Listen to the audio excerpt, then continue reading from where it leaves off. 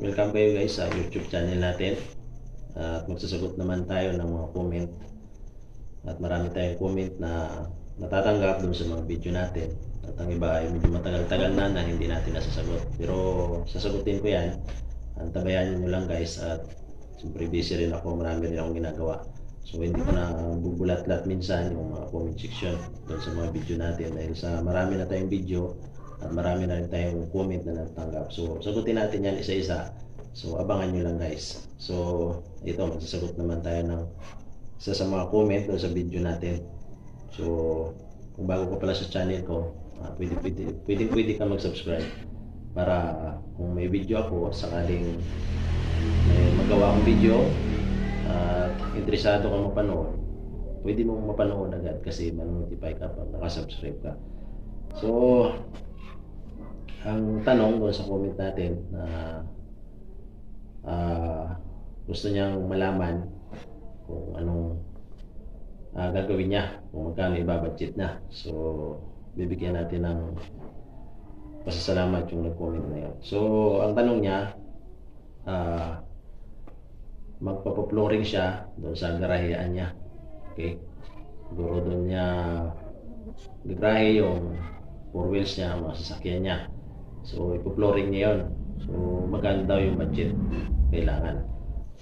So bibigyan kita ng dalawang option para mamili ka kung saan doon yung gagamitin mo. Okay, so saan doon yung gagawin mo.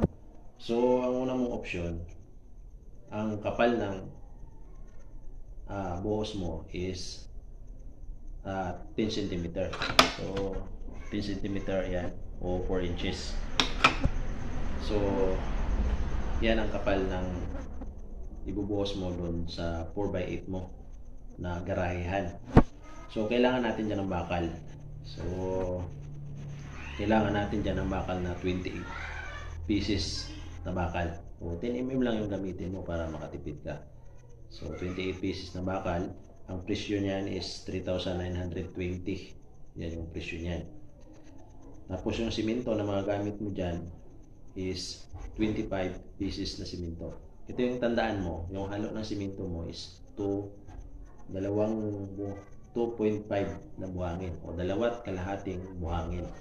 So ayan, 2 kalahating buhangin, tapos yung graba niya is 5 sako na graba. So bali isang simento, 2.5 na buhangin at 5 graba. So yan yung mix mo na tandaan mo para magkasya to doon sa estimate natin. So kailangan mo dyan ng 1.5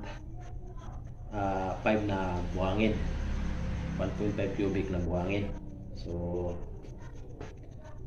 ang 1.5 cubic na buhangin dyan is 1,500. Tapos kailangan mo naman dyan ng 3.2 na graba. So gawin mo na yung 3.5 na graba kasi hindi naman sila nagbibigay ng 3.2 na graba. So 2.5. So ang presyo ng graba mo is 3,500. So kung isuma total natin yan, yung bakal, buhangin, graba at simento is 14,400. So yun yung halaga na kailangan mo dun sa pagpa-flooring mo ng garahehan mo. So yun yung unang option. So dito tayo sa pangalawang option. Okay, dito sa pangalawang option, bali ang kapal ng buhos mo is 15.